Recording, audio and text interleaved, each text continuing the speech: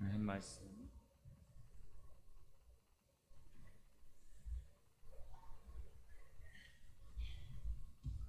우리 로마서 5장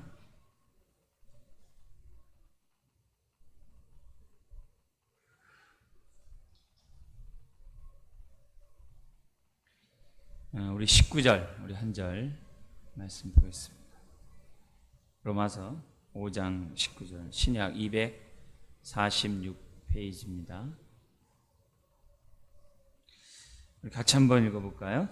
한 사람의 순종치 아니함으로 많은 사람이 죄인된 것 같이 한 사람의 순종하심으로 많은 사람이 의인이 되리라.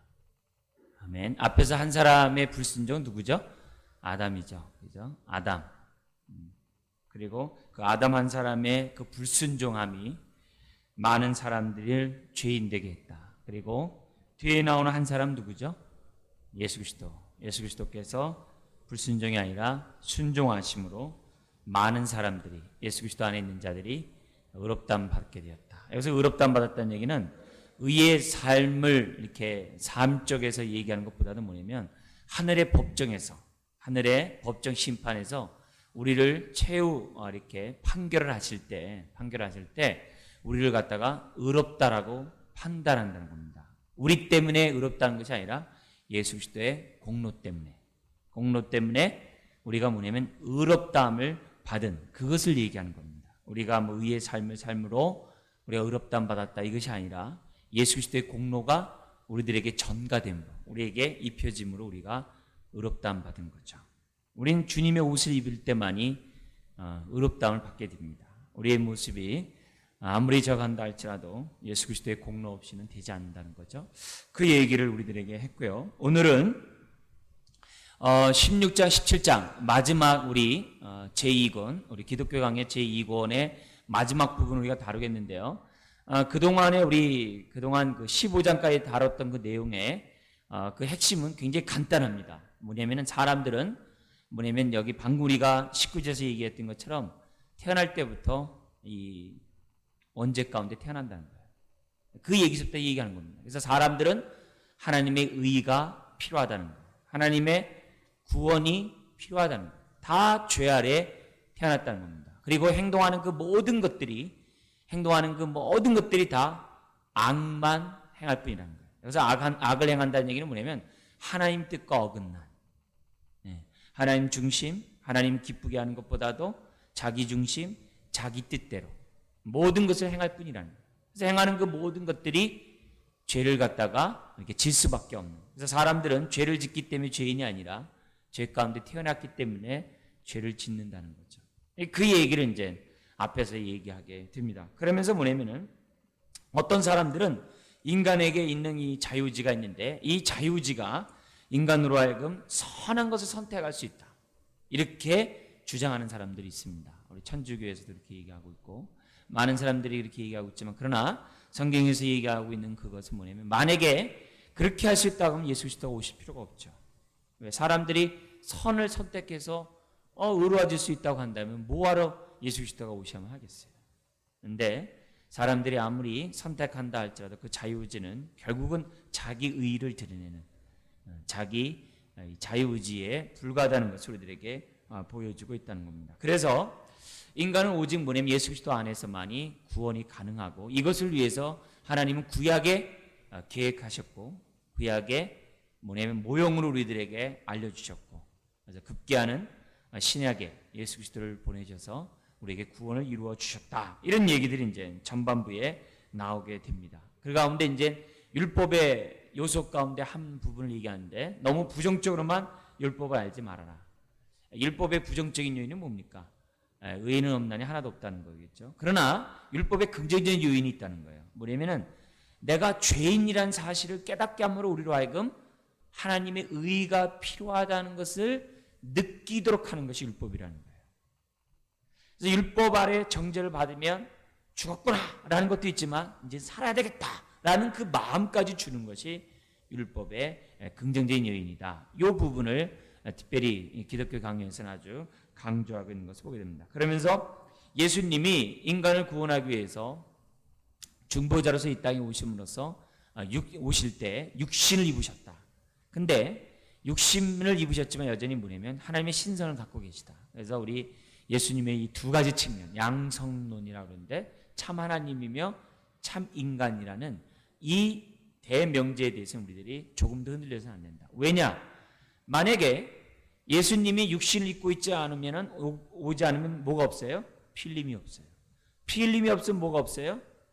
대속의 죽음이 없다. 사함이 없다. 이 말이에요. 그러니까 예수님은 죽기 위해서 대속의 죽음을 지불하기 위해서 반드시 피를 흘려야 돼요. 즉 죽어야 돼요. 그래서 육신을 입어야 된다. 근데 죄 없이 죽어야 돼요. 그래서 보통 생육법에서 탄생하신 것이 아니라 성령의 가마로 성령의 충만한 가운데 잉태되었다. 그래서 성령으로 잉태되었다는 그 사실 자체가 뭐예요? 예수님이 참 하나님이라는 그 모습을 여전히 갖고 있어야 되는 이유가 뭐예요? 그분이 무죄함을 드러내기 위해서. 만약에 예수님이 죄 가운데 죽었다고 한다면 자신의 죄 때문에 죽은 것이지 저와 여러분들의 죄 때문에 죽은 것은 아니다. 이런 부분은 이제 성경 우리들에게 강조하고 있다는 겁니다. 그런 의미에서 볼 때 예수님은 참 신이며 동시에 뭐가 되어야 된다는 거예요? 참 인간이 되셔야 합니다. 왜 참 신이어야 된다고요? 무죄함을 위해서. 왜 인간이 되어야 된다고요? 죽으셔야 했기 때문에. 피 흘려야 됐기 때문에. 그 얘기를 이제 강조하면서, 그리고 우리의 구원을 위해서 예수님은 세 가지 직분을 수행해야만 했다. 그것이 뭐였습니까? 우리 지난주에 선지자와 제사장과 왕직이었다. 그럼 왜 예수님이 선지자로서 우리에게 말씀하시고 제사장으로서 자기의 삶을 제사를 드리고 왕으로서 이 세상을 통치하고 있는가? 지금도 하나님 보좌 우편에서 왜 세 가지 직분들을 수행하고 있는가? 다른 것이 아니라 우리를 갖다 온전히 구원하기 위함이다. 그래서 우리를 온전히 구원하기 위해서 그럼 뭐냐 했을 때 우리가 하나님의 형상을 따라 지음받았는데 그 하나님의 형상의 좁은 의미가 인격입니다. 인격의 요소는 지정의예요. 그래서 사람이 범죄함으로 지가 무지가 됐고 정이 부정하게 됐고 의가 불의하게 됐다.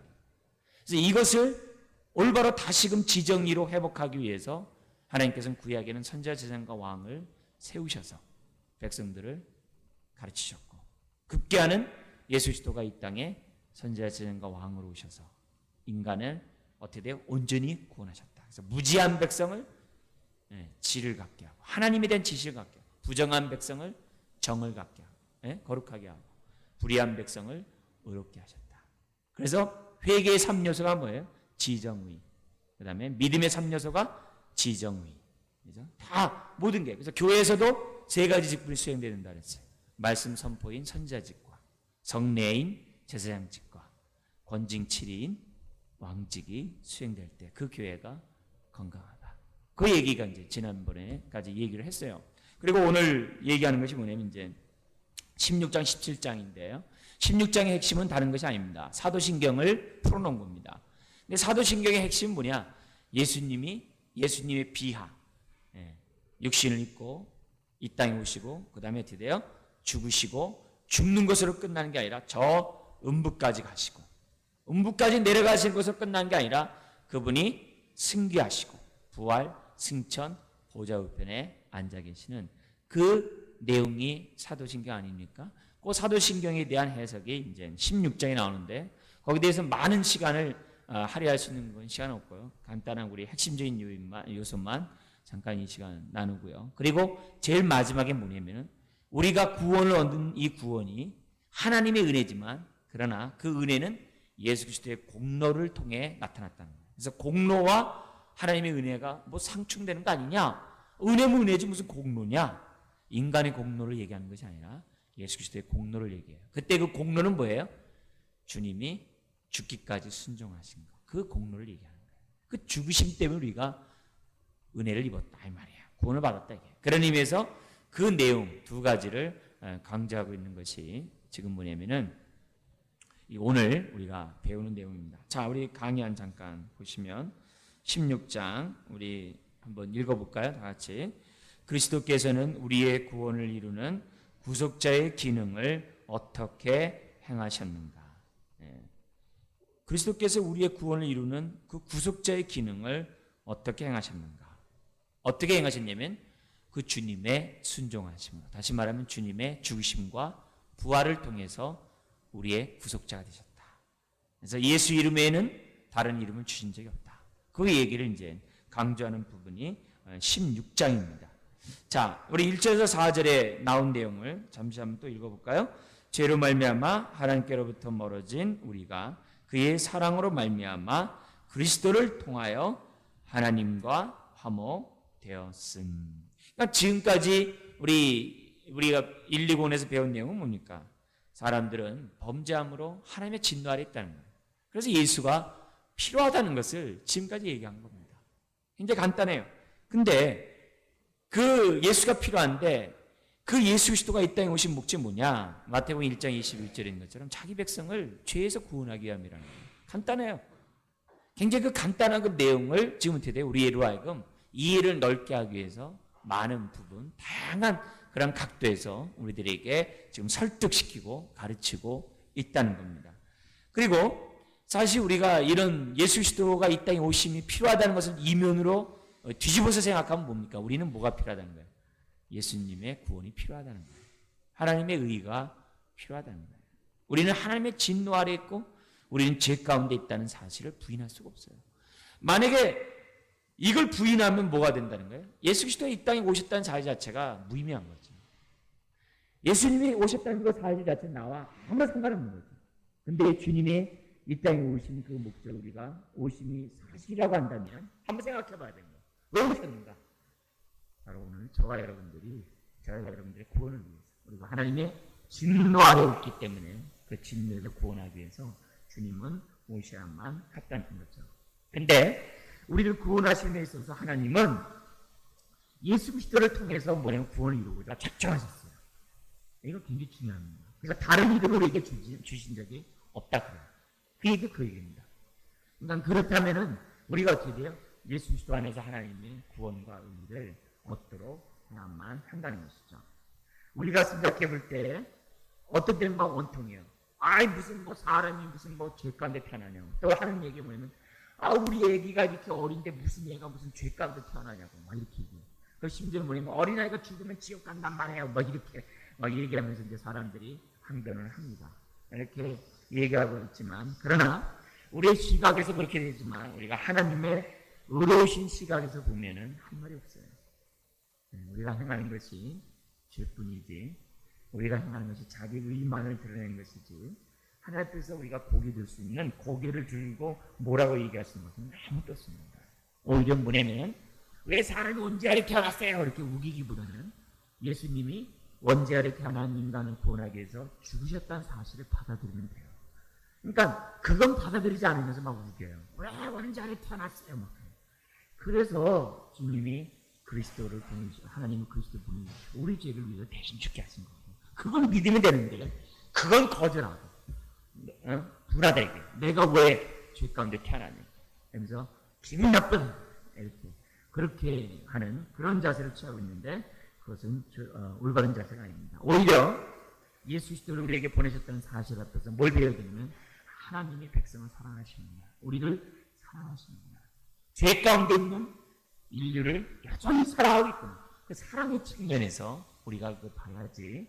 자꾸 뭐냐면 그 사랑은 제껴버리고 내가 왜 죄 아래 태어났어요?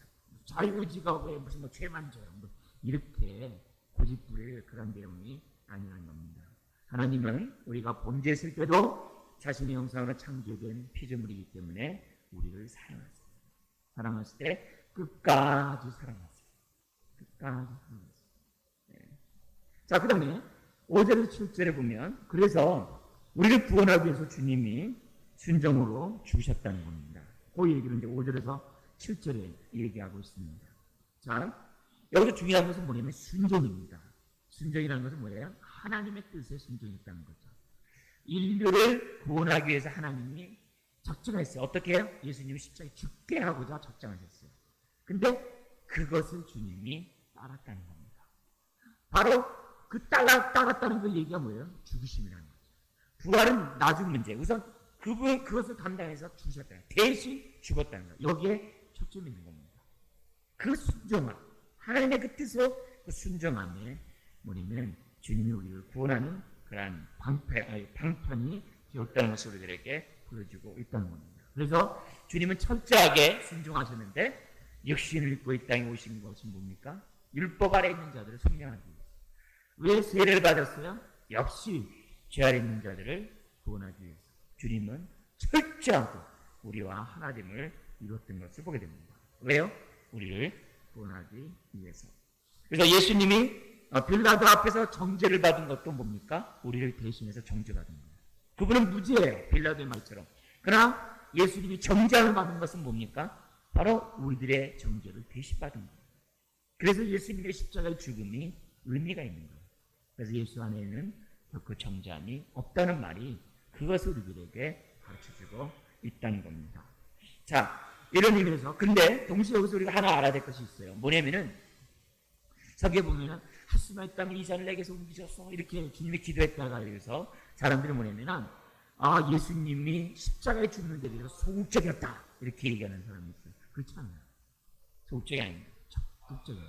주님은 내어 버릴 권세가 있고 다시 취할 권세를 갖고 계십니다. 생명을. 예수님이 십자가에 담당하신 것은 마지못해 수동적으로 지은 것이 아니라 자발적으로 자원함으로 순종함으로 그것을 지셨다는 사실을 우리가 기억해야 됩니다. 그렇지 않고 그 말을 오해를 해가지고 주님은 수동적인 한 것이다. 뭐 이렇게 할 수만 있다면 이 잔을 내게서 옮기셨어요. 이때 이 잔을 내게서 옮기셨어라는 얘기는 뭐냐면은 그 주님이 죽는 그 순간에 그 죽음을 갖다가 리얼하게 표현하는 거예요. 그러니까 뭐냐면 예수님이 생명이기 때문에 그냥 대충 죽은 거지 뭐. 생명이기 때문에 대충 그냥 주님은 죽음의 고통도 없이 죽으셨지 뭐. 하나님이신데 뭐. 이런 생각을 없애는 거예요. 주님이 십자가에 죽는 그 순간은 어떻게 돼요? 철저하게 하나님 앞에 버림받은 상황이고 하나님 앞에 외면당하는 그런 순간. 그래서 하나님 어째 나를 버리시나이까라고 그 절규의 그 순간이 바로 십자가를 지는 사건이에요. 그러니까 십자가의 죽음이 그만큼 고통스럽다는 것을 우리에게 얘기하는 것이지 뭐 이게 죽음을 갖다 피하게 달라고 그런 개념으로 소극적으로 우리가 취하는 그런 본문은 아니다. 이런 얘기를 지금 강조하고 있습니다. 그래서 주님이 죽으심으로 우리는 어떻게 돼요? 죽음의 두려움에서 벗어날 수 있는 거예요. 그래서 히브리서 2장 14절에 죽기를 무서워하는 자를 놓아주기 위함이라 했어요. 사람들이 저 여러분들 가운데 죽음을 두려워하는 사람 어디 있어요? 다 두려워해요. 그래서 주님이 친히 감당하신 거예요. 친히 감당하신 거예요. 다 두렵지 않은 사람 아무도 없어요. 근데 어떻게 돼요? 예수 그리스도가 죽으시고 부활했다는 그 사실을 믿으면 죽기를 무서워하는 그 두려움에서 우리가 벗어날 수 있다는 거예요. 벗어날 수 있다는 거예요. 왜? 주님이 그것을 이기셨기 때문에. 그리고 시험 당하는 자를 능히 놓으신다고 했기 때문에 그 부분에 대해서 우리가 얘기해요. 어떻게 하는지 몰라요. 그러나 분명한 사실은 베드로전서 4장에 보면은 주의 영이 죽는 그 순간에 함께한다 그랬어요. 함께한다 그랬어요. 그래서 죽는 그 순간에 스데반 집사같이 그 두려움의 공포에서 벗어나게 하신다. 그러니까 걱정하지 말라는 거예요. 주님이 우리를 갖다 둘러치시고 우리를 보호하신다는 거예요. 그 얘기를 우리들에게 얘기하고 있습니다. 뿐만 아니라 주님의 죽으심으로 이제는 어떻게 돼요? 내가 날마다 내 육체의 정력을 죽일 수 있는 은혜가 있다는 겁니다. 자, 왜 지금 우리가 주님의 죽으심을 얘기하고 있습니까? 그걸 통해서 우리를 구원했다는 거예요. 그걸 통해서. 근데 그걸 통해서 우리를 구원했는데 주님의 입장에서 보면 어떻게 돼? 철저히 하나님께서 순종했다고. 그 순종으로 우리를 의롭게 하셨다는 것을 얘기하고 있다는 겁니다. 자, 그 다음에 8절에서 12절 잠깐 보겠습니다. 성경 고백할 때 이 부분을 생략해 버렸습니다. 그러나 원문하고 영어 성경에는 다 있어요. 그래서 그 음부에 대한 얘기가 있습니다. 그래서 그것 때문에 천주교에서는 연옥교리가 나오게 되고요. 연옥에 대한 그러한 림보 사상들이 나오게 되는데, 그러나 이 주님의 그 지옥에 내려가심에 대해서, 음부에 내려가심에 대해서 우리 개신교의 입장에서는 천주교와 달라요. 천주교는 연옥을 믿기 때문에 그렇게 교리를 주장하고 있지만 우리는 연옥을 믿지 않기 때문에 그걸 그렇게 해석하지 않아요. 그렇게 해석하는 그 이유는 그 단어 때문에 그래요. 뭐냐면은 예수님이 내려가셔서 선포를 하세요. 근데 그 선포한다는 그 단어가 같은 본문 안에서 이렇게 볼 때 그 선포한다는 그 단어가 전도하라고 하신 게 아니에요. 전도한다는 얘기는 뭐예요? 복음을 전파한다는 얘기는 뭐예요? 구원하러 내려가신 것이 아니라는 거예요. 거기서 선포한다는 것은 뭐냐면은 예수 그리스도에 어떻게 돼요? 예, 예수 그리스도에 어떻게 돼요? 뭘 선포하는 거예요? 그들의 옥에 있는 자들, 그러니까 연옥이라고도 이제 천주교에서 얘기하는데 연옥이 아니라 그 음부인데 지옥인데 거기 있는 자들을 구원하려고 하는 것이 아니라 구원하려고 하는 것이 아니라 두 가지 측면이 있어요. 하나는 뭐냐면은 예수 그리스도가 어떻게 돼요? 예수 그리스도가 사망의 모든 고통을 신이 담당함으로 사망의 고통을 내가 어떻게 깨부시기 위해서 내려오셨다라는 하나의 측면이 있고요.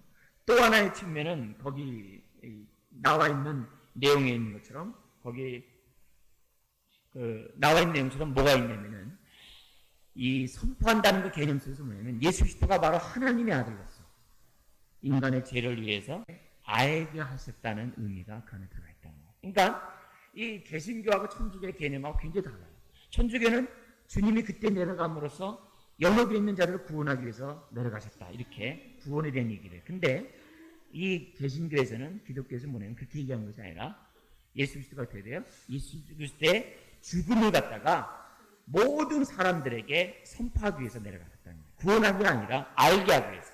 그리고 또 하나는 뭐냐면 예수님이 죽음의 그 고통을 스스로 파괴하려고 주님이 내려가셨다는 거예요. 그래서 사망의 모든 고통을 이기시기 위해서 내려가셨다는 것으로 우리 개신교는 해석한다. 그래서 그 부분을 갖다가 이렇게 생략해버린 거예요. 사도신경 할 때 그 부분을 빼버린 거죠. 그런 의미에서 여러분들이 천주교에서 얘기하는 그런 부분에 대해서 지금 제가 말씀드린 것처럼 얘기하시면 됩니다. 그렇게 내려놓으신 복음 선포가 아니다. 오히려 어떻게 돼요?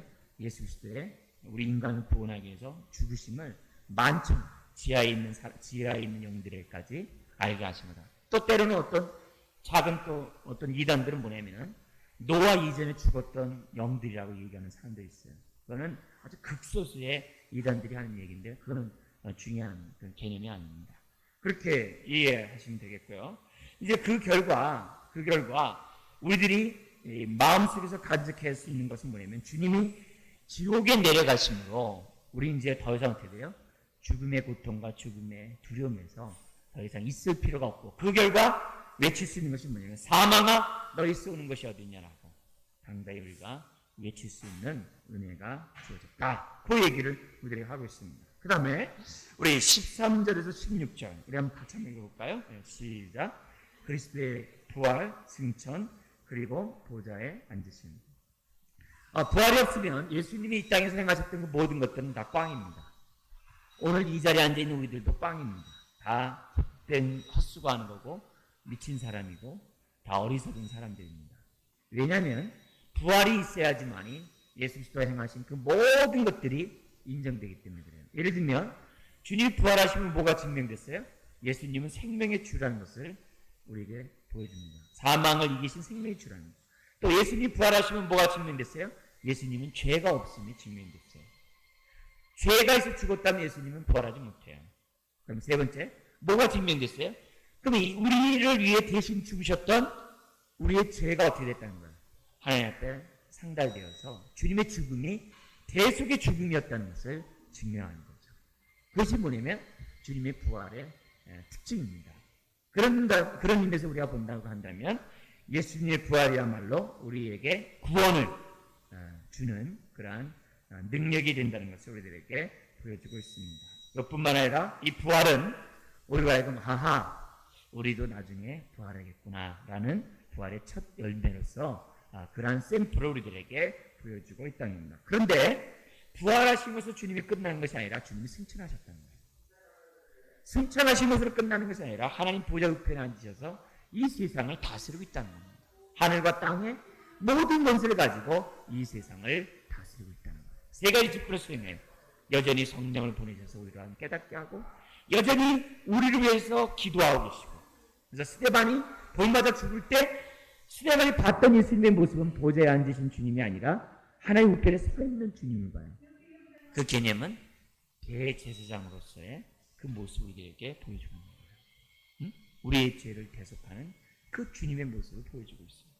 그 모습, 여전히 제사장의 모습을 하고 있고 왕으로서 이 세상을 다스리고 있다는 겁니다. 그래서 예수님이 보좌우편에 앉아 계심으로써 이 세상을 통치함으로 어떤 은혜가 있어요? 우리가 어떻게 돼요? 나중에 우리는 어떻게 된다는 거예요?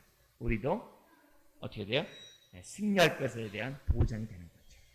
그래서 에베소 2장 6절에 보면은 우리는 이 자리에 있는데 이미 주님과 함께 보좌우편에 앉아 있다고 해요. 우리는 여기 있는데 이미 앉아 있다는 거예요. 왜? 예수 그리스도 안에서 우리가 있기 때문에.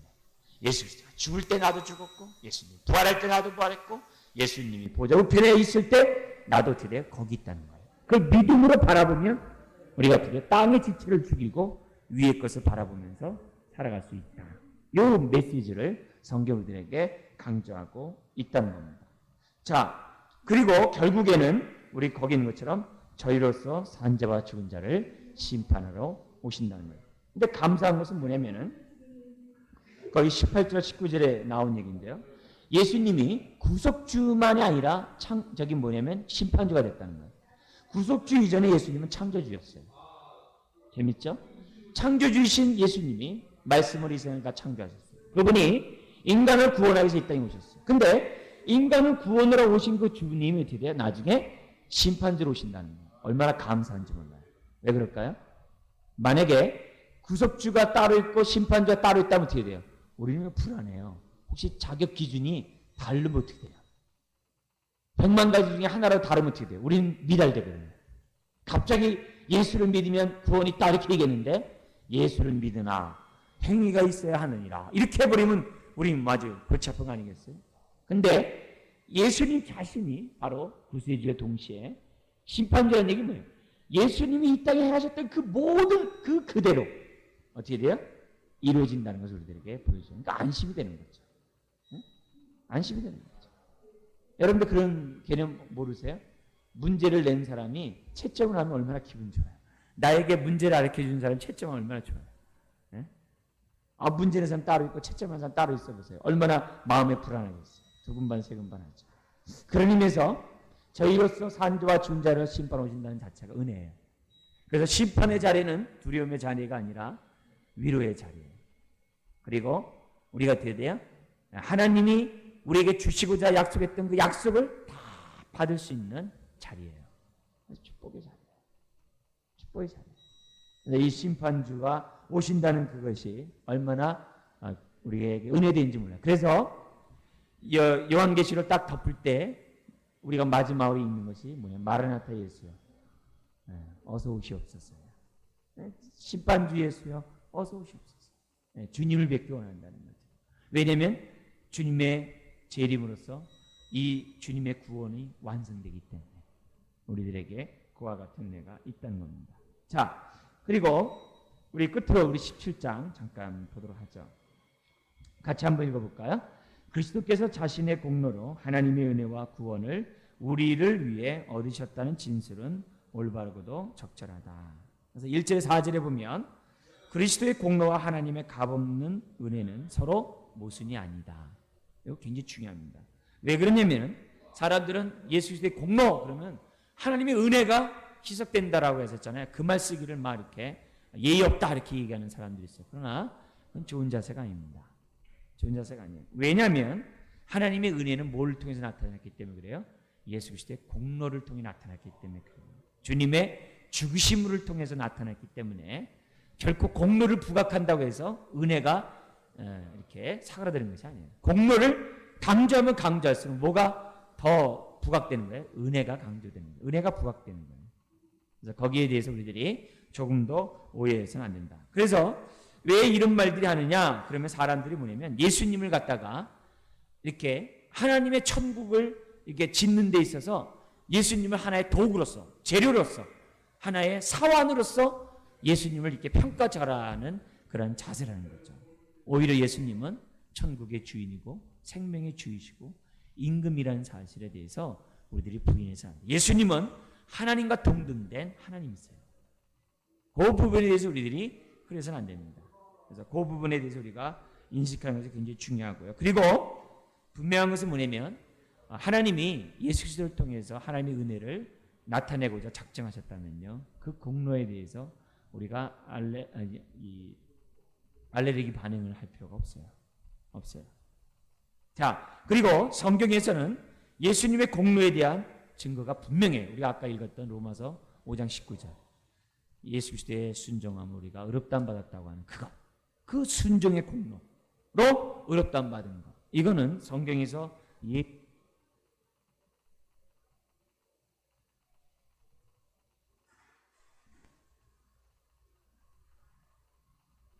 구원은 주님의 피로 말미암아 받았기 때문에 자꾸 부각할수록 은혜가 더욱더 드러나게 된다는 겁니다. 그리고 5절 6절 그리고 그리스도의 공로는 누구를 위한 것이 아니에요? 조금 더 그리스도 자신을 위한 것이 아니에요. 누구를 위한 거예요? 우리 자신을 위한 거예요. 만약에 예수님의 공로를 받기 위해서 한다고 한다면 그거 받고 싶어서 주님이 그렇게 한다면 뭐하러 내려오세요? 하나님과 영광과 동등된 분인데 뭐하러 육신을 입고 있다는 거예요? 아예 하늘에서 내려오지 마시지. 이미 모든 영광과 권능과 능력이 가갖고 계시면 뭐하러 내려오겠어요? 그죠? 그래서 그걸 얻기 위해서 내려오셨다. 그건 말도 안 되는 거예요. 주님이 이 땅에 내려오신 것은 육신을 입은 것은 오늘 저와 여러분을 구원하기 위한 것이죠. 그래서 철저하게 저와 여러분들을 위해서 주님은 오신 거죠. 율법 아래 있는 자들을 성령하기 위해서 오신 거죠. 그래서 주님이 이 땅에서 뭐 얻을 것이 없어요. 이 땅에서 얻을 것은 아무것도 없어요. 다 주셨어요. 그러니까 다시 주니까 되되 하나님이 다시금 예수님을 그래요 본래 자리로 이렇게 다시 오게 하셨어요. 그게 뭐예요? 만유의 주요, 이 세상을 구원하는 하나님의 아들로서 다시 올려놓으셨어요. 그래서 성부 하나님이 가장 기뻐하는 찬양이 뭐냐? 예수를 주라고 고백하는 것을 가장 기뻐하세요. 가장 기뻐하세요. 예수를 주라고 고백하는 것. 그것을 가장 기뻐해요. 그리고 예수가 주가 됐다는 그 얘기는 뭐냐면 예수님의 죽으심과 부활하심과 승천하심과 보좌 우편에 앉아 있다는 것을 인정하는 것이 예수님이 주라고 고백하는 거예요. 그래서 주라는 고백을 가장 기뻐하세요. 그래서 우리가 예수님을 부를 때 주여 하는 것이 참 주님 기뻐합니다. 물론 이제 믿음 없이 이제 주여 주여 주여 했다가는 크고 다쳐요. 그런 얘기하는 것이 아니라 삶 속에서 주되심을 인정하고 로드십을 인정하는 사는 것을 하나님이 너무너무 좋아하세요. 너무너무 기뻐하세요. 정말 성령을 막 부어주세요.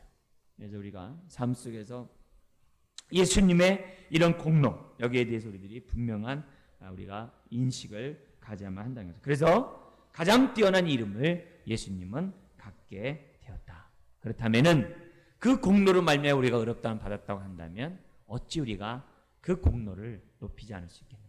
어찌 예수님의 죽으심과 부활하심을 그 순종하심에 대해서 우리가 어찌 찬양하지 않을 수가 있겠는가? 우리가 주님의 죽으심과 부활을 찬양하는 것이고 그것이 사도신경의 핵심이고 그것이 복음의 핵심인 거죠. 핵심인 거죠. 여러분 예수님의 공로 때문에 의롭다함 받은 거 믿으십니까? 네? 아멘이죠. 그래서 칭의가 뭐라고요? 하늘의 법정에서 예수 그리스도의 피의 공로로 인하여 우리에게 어떻게 하는 거예요? 무죄하다고 선언하는 것. 그게 칭의예요. 그래서 칭의는 재판 용어예요. 법정 용어입니다. 하늘의 재판에서 법정에서 지금 나를 땅땅땅 예수의 피를 의지하는 자, 그 공로를 인정하는 자 의롭다라고 선포하는 겁니다. 근데 그 칭의는 우리로 하여금 단지 드대요. 나 이제 의인이 됐어. 이것을 끝나는 게 아니라 그 의인은 나로 하여금 성화의 삶을 살도록 우리에게 몰아갔죠. 그것을 우리들에게 가르쳐주고 있습니다. 그 부분에 대해서는 우리 다음번 기독교 강의 제3권 우리 다음 주부터 뭐 하냐면은 성령님에 대해서 배웁니다. 성령님에 대해서 제3권을 우리가 배우게 됩니다. 그래서 성령님을 통해서 우리들이 깨달을 것들이 많아요. 그리고 제4권은 교회에 대해서 우리가 이제 배우게 되는데 벌써 많은 부분 지금 2권이 끝났어요. 짧은 시간 안에 벌써 기독교 강의 2권 끝났어요. 네, 2권 끝났습니다. 이 내용들을 잘 기억하시고 이 교제안들이 있으니까 여러분들 이걸 잘 염두에 두셔서 자꾸 이렇게 잊지 마시고 기억하고 또 기억하시기 바라고요. 왜 그것이 기억이 중요하냐면 그럴수록 복음에 대한 이 분명한 인식을 가지면 갈수록 우리가 어떻게 돼요? 우리의 신앙의 기초가 든든해져요. 그러면 그 어떤 뭐랄까요? 거짓된 사상이 오더라도 분별해낼 수 있어요. 그리고 우리가 어떤 고난 속에서도 흔들리지 않을 수 있어요. 그리고 그 어떤 상황 속에서도 하늘에 대한 소망을 잃지 않을 수 있어요. 이런 의미에서 여러분들 이와 같은 이 하나님의 아주 그 뼈대 같은 이와 같은 교리에 관한 부분들에 대해서 여러분들이 잘 기억하시기를 주님 부탁드립니다. 제가 기도하겠습니다. 아버지 하나님, 한 사람의 순종치 아니함으로 많은 사람이 죄인 된 것 같이 한 사람의 순종하심으로 많은 사람이 의인이 되었다라고 말씀했습니다. 주님이 우리가 이것에 대해서 분명한 믿음을 갖게 해주시고 우리의 신앙의 뿌리를 예수 그리스도의 죽으심과 부활의 뿌리를 내릴 수 있도록 우리를 붙잡아 주옵시기만을 원합니다. 그로 인하여 죄에서뿐만 아니라 우리가 사망에서 또한 사망의 두려움에서부터 자유받는 우리가 될 수 있도록 주님 도우시고 주님께서 보좌 우편에 앉아 계심을 우리가 기억하며 우리의 최후의 승리를 또한 바라볼 수 있는 우리가 될 수 있도록 주님 도와주옵시기만을 원합니다.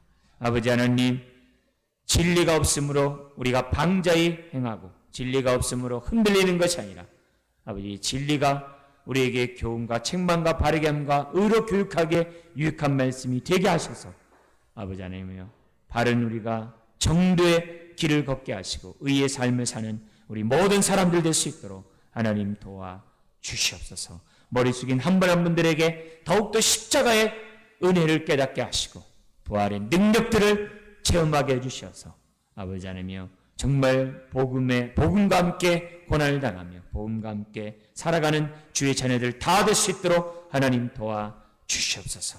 우리의 눈을 열어주시옵시고 말씀의 지혜와 지식을 더하여 주셔서 하나님의 복음의 깊이를 더욱더 온전히 깨달을 수 있도록 우리를 붙잡아 주옵소서. 믿사오니 예수님의 이름으로 기도드리옵나이다. 아멘.